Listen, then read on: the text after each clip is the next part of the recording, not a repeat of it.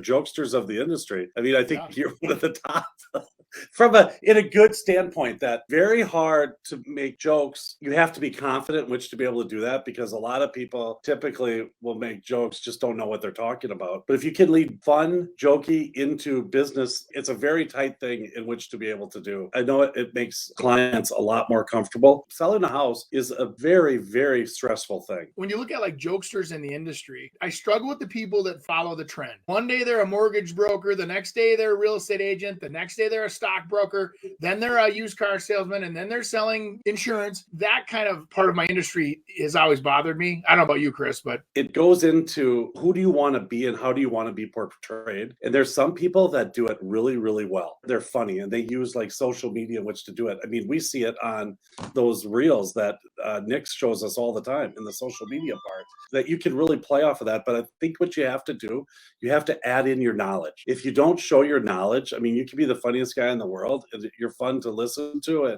and to watch, and maybe you'll be a social media sensation, but you're probably not going to sell too many houses. Mix those together. There's nothing wrong with being a jokester. I think it's actually a very good thing, because people want to laugh. People want to have fun, but they also don't want to laugh at the mistakes they made. And I also think that there's a different way to be a jokester, in the sense that if you're using storytelling to help someone understand or completely, build a picture for someone, and then you have a little fun within that picture, so they're relaxed and they can absorb the information. I think a lot of times people are physically looking at you, but are they really listening? That is the problem in today's world, is I think so many distractions, phones, whatever else, and then they ask a question, they're not even listening to the answer. They're worried about what they're going to say back to you. But if you tell them a story that interests them, stories pull us in, right? And then you can relate to that story. As soon as you have a customer telling you a story back about, well, that's great, but when I was a kid, now you got somebody that's listening, right? And now that kind of fun, I call it jokester, but let's just say relaxed environment of giving information to someone.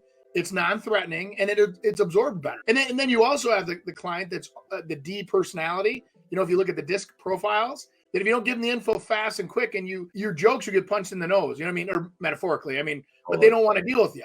They don't want to deal with somebody like that that's going to spend the time to, let you relax. They just want, what's the number? What are you going to cut for a deal? Let's get this done, write it up, get it sold, or get it bought. There's times for jokes and there's times to be able to get down to work too. And when you tell a joke, if you're a constant joker and they've just lost for the fourth time, and you're laughing at them because, oh, it's no big deal. We kind of better luck next time. And that's not funny anymore.